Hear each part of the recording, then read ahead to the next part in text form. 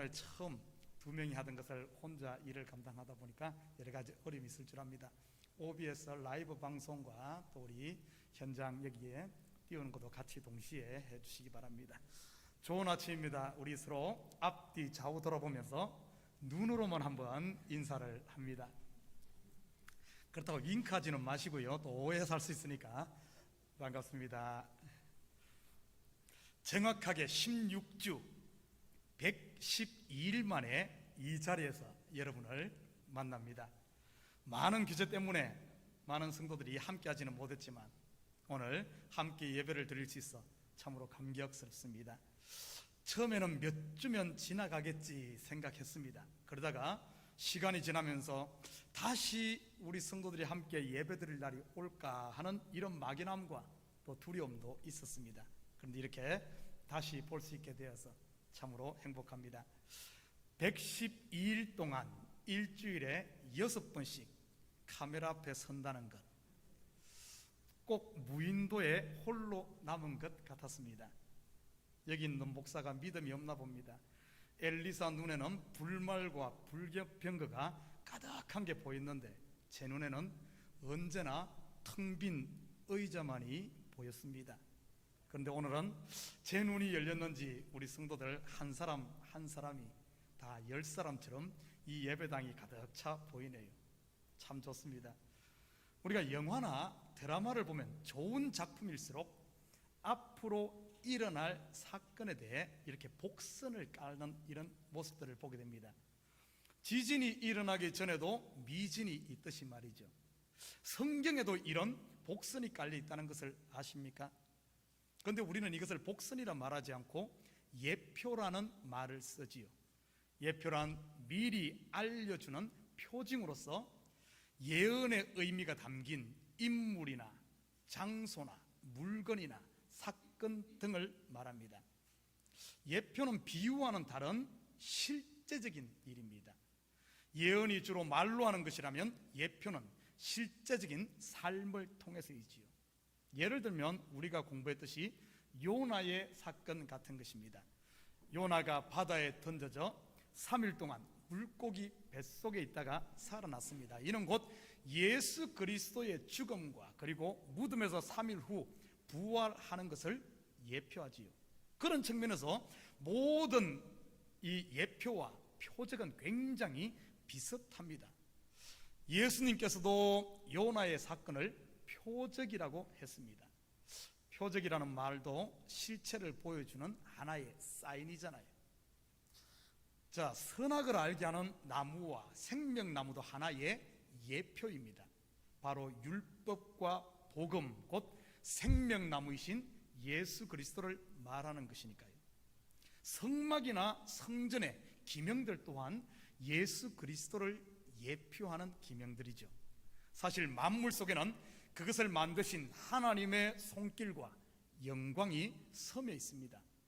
우리가 만물을 보면서 하나님의 영광을 보아야 하는데 그러지 못하고 만물 자체를 하나님으로 섬기게 되면 이것이 바로 범신론으로 빠지고 우상숭배가 되는 것이지요. 우리가 성경을 볼 때 이 예표를 잘 이해해야만 합니다. 그렇지 못하면 성경을 자의적으로 해석하기 쉽기 때문입니다. 사실 오늘 본문도 이러한 예표적 사건들로 구성되어 있습니다. 오늘 저와 함께 본문의 참 뜻을 한번 찾아보도록 하겠습니다. 41절과 42절입니다. 41절, 42절 제가 읽어드리겠습니다. 그의 부모가 해마다 6월절이 되면 예루살렘으로 가더니 예수께서 12살 되었을 때 그들이 이 절기의 관례를 따라 올라갔다가 예수님의 성장기를 다룬 데는 본문이 유일합니다. 오늘 본문은 6월절 절기 때 있었던 한 사건을 소개하죠. 6월절은 맥추절, 수장절과 함께 유대의 가장 큰 명절 중 하나입니다. 유대인 남자라면 반드시 지켜야 했던 절기이지요. 출애굽기 23장 14절에서 16절 같이 봅니다. 너는 매년 3번 내게 절기를 지킬지니라. 너는 무교병의 절기를 지키라. 이는 내가 내게 명령한 대로 아비벌의 정한 때에 이레 동안 무교병을 먹을지니 이는 그 달에 내가 애굽에서 나왔음이라. 빈손으로 내 앞에 나오지 말지니라. 맥추절을 지키라. 이는 내가 수고하여 밭에 뿌린 것에 첫 열매를 거두미니라. 수장절을 지키라. 이는 내가 수고하여 이룬 것을 연말에 밭으로부터 거두어 저장함이니라. 무교병의 절기가 바로 유월절입니다. 왜냐하면 유월절부터 7일 동안은 누룩이 없는 무교병, 이 떡을 먹기 때문에 무교절이라고 하지요. 이 절기는 이스라엘 백성이 애굽에서 해방되어 나온 날을 기념하는 절기입니다. 유월절에 대해서는 여러분도 잘 아실 겁니다. 영어로는 패스오버 그러죠. 430년 동안 애굽에 종살이 하던 이스라엘 백성이 해방되어 나온 날이지요. 저것이 왜 저렇게 시끄럽게 하네요. 그때 모세를 통해 애굽에 10가지 재앙이 내리지 않습니까? 애굽의 왕 바로의 완악함으로 애굽이 초토화되지요. 그리고 마지막 10번째 재앙이 애굽의 모든 장자가 죽는 심판이었지요. 모든 장자가 죽는 그날 밤 이스라엘 백성들은 문설주에 양의 피를 바름으로 죽음이 지나갑니다. 그리고 애굽의 장자의 죽음으로 이스라엘이 그곳에서 해방되어 나오지요. 유월절 절기는 8일간 지켜졌습니다. 오늘 본문은 절기를 마치고 돌아가는 길에 생긴 일입니다. 43절과 44절입니다. 그날을 마치고 돌아갈 때 아이 예수는 예루살렘에 머무셨더라. 그 부모는 이를 알지 못하고 동행 중에 있는 줄로 생각하고 하루 길을 간 후 친족과 아는 자 중에서 찾되. 자, 요즘 상식으로는 도저히 이해하기 힘든 일입니다. 특히 미국 사회에 사는 저와 여러분에게는요, 하루가 지난 후에야 아들 예수가 없는 것을 알았으니 말이죠. 그런데 사실 당시의 상황으로 보면 별로 이상할 게 전혀 없습니다. 그 당시 모든 유대인들은 이 절기에 예루살렘으로 향했지요. 반드시 절기를 지켜야 했으니까 말이죠. 너나 할 것 없이 온 동네가 다 이동하는 그런 상황이었지요. 그러니 이틀 3일씩 여행을 해야 하니 아이들은 아이들끼리, 어른들은 어른들끼리 함께 이동하곤 하곤 했습니다. 그리고 유대 사회는 친족 간의 유대감이 굉장히 강했기 때문에 내 자식, 네 자식 구분 없이 서로 챙겼지요. 제가 어린 시절 저희 마을도 비슷했습니다. 밥 먹을 때가 되어 친구들과 놀고 있으면 꼭 불러서 함께 먹곤 했지요. 그러니 요셉과 마리아가 아들 예수가 친족들 중에 있을 거라고 생각하는 것은 지극히 당연합니다. 아무리 함께 여행을 했다 할지라도 아무래도 가족이 밤이 되면 함께 모이지 않았겠습니까? 밤이 되어도 아들이 보이지 않자 이제 그때서야 이 아들 예수를 찾기 시작합니다. 그리고 찾아도 없으니까 어디로 향하는가 하면 예루살렘으로 향하게 되지요. 우리는 여기서 한 가지 좀 깊이 있게 살펴보아야 합니다. 왜 누가복음의 저자 누가가 이 사건을 기록했을까 하는 것이지요. 자식 잃어버리지 않게 잘 챙기십시오, 이런 의미는 아닐 게 아닙니까? 유월절 절기의 핵심이 무엇입니까? 바로 유월절 어린 양입니다. 어린 양의 피로 인해 죽음을 면하고 해방되지 않았습니까? 유월절 어린 양 사건은 하나의 예표임을 우리는 알아야 합니다. 그렇다면 유월절 어린 양의 그 실체가 무엇일까요? 요한복음 1장 29절입니다.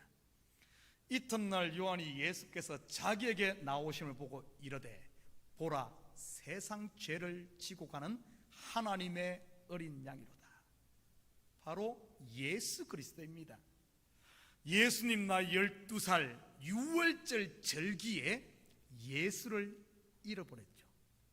여러분, 잃어버렸단 말을 좀 더 깊은 의미로 말한다면 바쳐졌다는 말입니다. 오늘 본문은 자식 잃어버린 요셉과 마리아를 탓하는 내용이 아닙니다. 앞으로 우리의 죄를 위해 유월절 어린 양으로 바쳐질 예수에 대해 복선을 깔고 있는 것이지요. 계속해서 46절 같이 봅니다. 사흘 후에 성전에서 만난 적 그가 선생들 중에 앉으사 그들에게 듣기도 하시며 묻기도 하시니. 사흘 후에 성전에서 만난 적. 요셉과 마리아가 마음이 참 느긋한 사람이었나 봅니다. 아마 저 같았으면 밤잠 안 자고 그날 밤에 달려가 다음날 아침에 찾았을 텐데 말이죠. 왜 이렇게 시간을 많이 지체했을까? 그 부분은 나중에 좀 더 살펴보기로 하고요. 그런데 왜 굳이 사흘 후에 찾았다고 했을까? 사흘. 여러분, 재미있는 사실은 오늘 본문의 이 내용과 똑같은 사건이 창세기에 나온다는 사실입니다. 한번 볼까요? 창세기 22장 3절 4절입니다. 아브라함이 아침에 일찍이 일어나 나귀의 안장을 지우고 두 종과 그의 아들 이삭을 데리고 번제에 쓸 나무를 쪼개 가지고 떠나 하나님이 자기에게 일러주신 곳으로 가더니 제3일에 아브라함이 눈을 들어 그곳을 멀리 바라본지라. 바로 이때 이삭의 나이가 12살 이쪽 저쪽의 나이였다는 사실이죠. 100세에 얻은 독생자 아들 이삭을 모리아 산에 번제로 바쳐야 하네요. 모리아 산은 바로 예루살렘 성전이 세워진 바로 그 자리, 바로 거기입니다. 아브라함은 제3일에 아들 이삭을 번제로 바칩니다. 바로 아들을 잃어버린 것이지요. 그런데 어떻게 되었을까요? 창세기 22장 13절 14절입니다. 아브라함이 눈을 들어 살펴본 적 한 순양이 뒤에 있는데 뿌리 수풀에 걸려 있는지라 아브라함이 가서 그 순양을 가져다가 아들을 대신하여 번제로 드렸더라. 아브라함이 그 땅 이름을 여호와 이레라 하였으므로 오늘날까지 사람들이 이르기를 여호와의 산에서 준비되리라 하더라. 죽은 가운데서 다시 찾은 것이지요. 잃었다가 다시 찾은 것이지요. 어디에서요? 바로 모리아산 예루살렘 성전에서요. 이것은 예수 그리스도의 죽음과 부활을 예표하는 사건입니다. 요나서에도 같은 내용이 나오지 않습니까? 요나가 물고기 뱃속에서 3일 만에 살아나는 이야기, 에스더 왕비의 이야기도 마찬가지지요. 3일간 금식한 후에 죽으면 죽으리라 왕 앞에 나가지 않습니까? 그리고는 모든 유대인들을 죽음에서 건져내지요. 바로 예수님의 부활을 예표합니다. 오늘 본문의 이야기는 바로 앞으로 유월절 어린 양으로 죽으실 예수와 3일 후에 부활할 것에 대한 복선, 즉 예표적 사건입니다. 계속해서 47절 봅니다. 듣는 자가 다 그 지혜와 대답을 놀랍게 여기더라. 얼핏 보면 예수님은 어려서부터 천재였다처럼 보이지요. 그러나 성경을 그런 관점으로 보면 핵심을 놓쳐버리죠. 그렇다면 예수님의 지혜는 무엇을 말하는 것일까요? 고린도전서 1장 21절에서 24절 같이 봅니다. 하나님의 지혜에 있어서는 이 세상이 자기 지혜로 하나님을 알지 못하므로 하나님께서 전도에 미련한 것으로 믿는 자들을 구원하시기를 기뻐하셨도다. 유대인은 표적을 구하고 헬라인은 지혜를 찾으나 우리는 십자가에 못 박힌 그리스도를 전하니 유대인에게는 그리끼는 것이요 이방인에게는 미련한 것이로되 오직 부르심을 받은 자들에게는 유대인이나 헬라인이나 그리스도는 하나님의 능력이요 하나님의 지혜니라. 하나님의 지혜의 핵심은 바로 이름으로 찾는 지혜입니다. 십자가의 지혜 말이지요. 예수님께서는 바로 이 지혜, 하나님의 뜻을 12살부터 알고 있었다는 말입니다. 자신이 유월절 어린 양으로 드려져야 한다는 사실을요, 모든 하나님의 백성을 죄에서 건져내기 위해서 말이지, 바로 자기가 부인됨으로 하나님의 능력을 덧입는 하나님의 지혜, 약할 때 강함되는 지혜, 죽을 때 사는 이 지혜, 낮아질 때 높아지는 하늘의 지혜 말이지. 사랑하는 성도 여러분, 저는 우리 식구들이 세상의 지혜가 아닌 이 하나님의 지혜를 구하고 받는 이런 축복이 있기를 주님의 이름으로 축원드립니다. 48절 같이 봅니다. 그의 부모가 보고 놀라며 그의 어머니는 이르되 아이야 어찌하여 우리에게 이렇게 하였느냐, 보라 내 아버지와 내가 근심하여 너를 찾았노라. 어찌하여 우리에게 이렇게 하였느냐, 이 질문이 어찌 요셉과 마리아만의 질문이겠습니까? 매일매일의 삶 가운데 저와 여러분의 물음은 아닙니까? 왜 나에게 이런 일이 일어납니까? 어떻게 이렇게 많은 사람들이 이 코로나 바이러스 19으로 고통받게 하나님 놔두십니까? 어떻게 불의한 사람들은 저렇게 잘 되고 믿음으로 사는 나는 왜 이렇게 하는 일마다 안 풀립니까? 예수 안 믿는 이웃집 자식은 공부도 잘하는데 매일 교회도 살다시피 하는 우리 자식은 왜 이렇게 공부는 안 하고 게임만 합니까? 어찌하이의 질문 말이지요. 내 아버지가 와 내가 근심하여 너를 찾았노라. 요한복음 20장 15절 같이 볼까요? 예수께서 이르시되 여자여 어찌하여 울며 누구를 찾느냐 하시니 마리아는 그가 동산직인 줄 알고 이르되 주여 당신이 옮겼거든 어디 두었는지 내게 이르소서, 그리하면 내가 가져가리이다. 하나님의 그 지혜를 알지 못할 때는 언제나 우리 속에 근심이 생기기 마련입니다. 여러분 속에는 이러한 근심, 울음은 없습니까? 12살 소년 예수님의 대답을 한번 볼까요? 49절입니다. 예수께서 이르시되 어찌하여 나를 찾으셨나이까? 내가 내 아버지 집에 있어야 될 줄을 알지 못하셨나이까 하시니, 내 아버지 집이 어디입니까? 바로 성전이지요. 성전은 무엇을 하는 곳입니까? 제사 드리는 곳이지요. 제물이 하나님께 드려지는 곳. 그러면 왜 제물이 죽어야 했을까요? 바로 내 죄 때문이죠. 죄값을 지불해야 하니까 말이죠. 예수님의 이 말씀 속에는 내가 아버지 앞에 제물로 바쳐져야 하는 것을 알지 못하셨습니까? 하는 이런 말입니다. 이 사실을 알지 못하면 예수님 잃어버렸다고 근심하고 울게 되지요. 마치 막달라 마리아처럼 말이죠. 그래서 다른 데서 찾고 헤맵니다. 바로 마리아와 요셉처럼 말이죠. 아마 그들이 예수를 찾는데 3일이 걸린 게 바로 이 이유는 아닐까요? 3일. 어떻게 보면 바로 요셉과 마리아가 자기 자신을 부인하는 시간, 내 아들 예수가 아닌 하나님의 아들 예수를 찾는 시간 말이지요. 누가복음 24장 5절 봅니다. 여자들이 두려워 얼굴을 땅에 대니 두 사람이 이르되 어찌하여 살아있는 자를 죽은 자 가운데서 찾느냐. 여러분, 이 모습이 내 모습은 아닌가요? 혹시 예수를 다른 곳에서 찾고 있지는 않습니까? 만몬 신당 같은데 말이지요.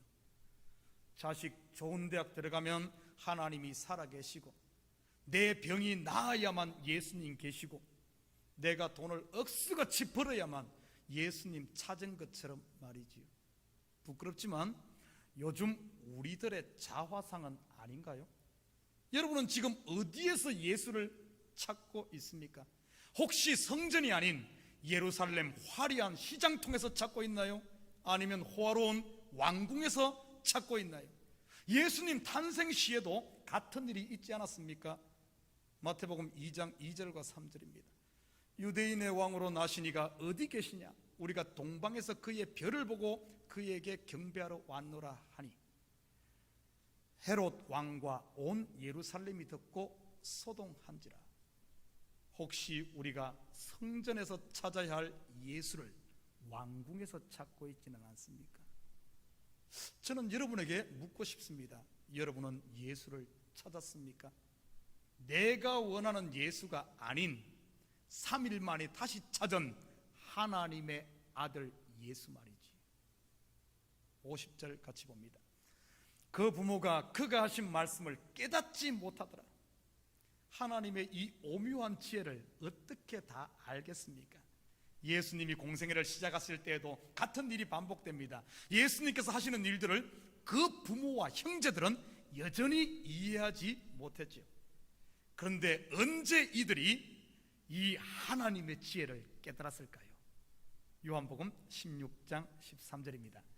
그러나 진리의 성령이 오시면 그가 너희를 모든 진리 가운데로 인도하시리니 그가 스스로 말하지 않고 오직 들은 것을 말하며 장래일을 너희에게 알리시리라. 어찌 예수님의 부모들만 몰랐겠습니까? 3년 반 동안 함께 했던 제자들도 마찬가지였지요. 그런데 그들이 오순절 성령의 충만함을 받은 후에는 어떻게 된 줄 아십니까? 예수님의 친형제 야고보도 이 하나님의 지혜를 깨닫고 주님의 제자가 되고 제자들도 다 주님께 돌아왔지요. 나는 우리 식구들이 다 이런 성령의 충만함으로 하나님의 지혜를 깨달아 사는 이런 식구들 됐으면 좋겠습니다. 51절 같이 봅니다. 예수께서 함께 내려가사 나사렛에 이르러 순종하여 받드시더라. 그 어머니는 이 모든 말을 마음에 두니라. 어머니 마리아는 아직까지 다 알지 못하고 깨닫지는 못했습니다. 그러나 그 모든 말을 마음에 두었지요. 사랑하는 성도 여러분, 우리가 어떻게 하나님의 비밀을 다 알겠습니까? 하나님의 지혜를 어떻게 다 이해하겠습니까? 내가 모른다고 요동하거나 포기하지 마십시오. 하나님의 때를 기다리며 마음에 두고 성령의 도우심을 구하십시오. 성령의 감동이 있으면 다 열려지는 줄 믿습니다. 그리고 예수님은 하나님의 때를 기다리며 12살부터 30살까지 부모님께 순종하며 받으셨다고 했습니다. 바로 지금 주어진 일에 충성했다는 말입니다. 누가복음 16장 9절과 10절입니다. 내가 너에게 말하노니 불의의 제물로 친구를 사귀라. 그리하면 그 제물이 없어질 때에 그들이 너희를 영주할 처소로 영접하리라. 지극히 작은 일에 충성된 자는 큰 것에도 충성되고 지극히 작은 것에 불의한 자는 큰 것에도 불의하니라. 여러분은 지금 맡겨진 일에 최선을 다하고 있습니까? 사랑하는 성도 여러분, 이 한 주간도 6월절 어린 양으로 오셔서 자신의 핏값으로 나를 사서 하나님의 아들 되게 하신 이 예수님의 은혜가 여러분의 가정과 삶의 현장에 강물처럼 흘러넘치기를 주님의 이름으로 축원드립니다. 우리 기도합니다. 사랑의 아버지, 참으로 감사드립니다. 우리에게 지혜를 더하시고 하늘의 지혜를 주셔서 우리는 바로 예수님의 핏값으로 큰짐받은 하늘 백성임을 알게 하시고 비록 잠시 잠깐의 어려움이 있다 할지라도 요동하거나 흔들리지 않고 오늘의 주어진 삶에 충성하는 저희들 되어지는 우리 식구들 다 되게 도와주시옵소서. 감사드리며 예수님의 이름으로 기도드립니다. 아멘. 우리 다 같이 자리에서 일어납니다. 우리 이 시간 620장 여러분 2번 안 하고요 허밍으로 하면 좋습니다. 우리 언제 이럴 때 허밍으로 한번 하나님께 찬양을 드리겠습니까? 우리 허밍으로 제 귀에 여러분의 허밍 소리가 허밍 소리는 콧소리가 허밍 소리가 허밍 소리가 들리게끔 입은 벌리지 말고 우리 함께 찬양 드립니다. 찬송 620장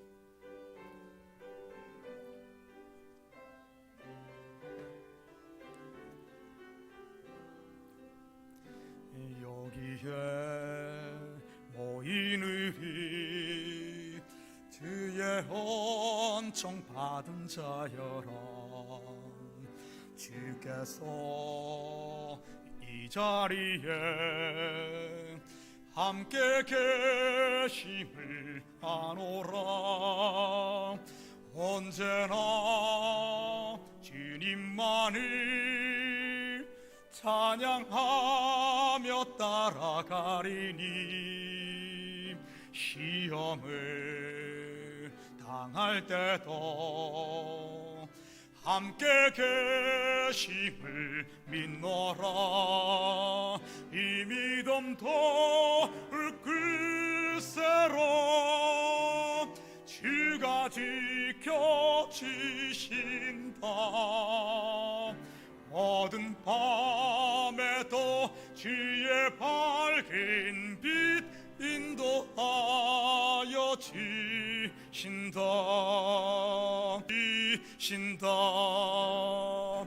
여기에 모이느리 신다. 이제는 우리 주 예수 그리스도의 은혜와 하나님 아버지의 무한대하신 사랑하심과 성령님의 감화와 감동, 충만, 역사, 위로하심, 우리가 하나님의 지혜를 깨달아 이 한 주간도 주님의 지혜를 쫓아 나는 죽고 예수로 살며 힘들고 어렵더라도 주님께서 주신 이 놀라운 은혜 속에 다시 한 번 더 자리를 틀고 일어나 이 땅에서 그리스도로 인으로 당당하게 살아가며 주님의 영광이 되고 기쁨이 되기를 원하는 사랑하는 성도들 머리 위에, 저들 가정 위에와 사업 위에, 그리고 고국에 두고 온 부모 형제들 머리 위에 이제로부터 영원토록 함께 있을지어다. 아멘.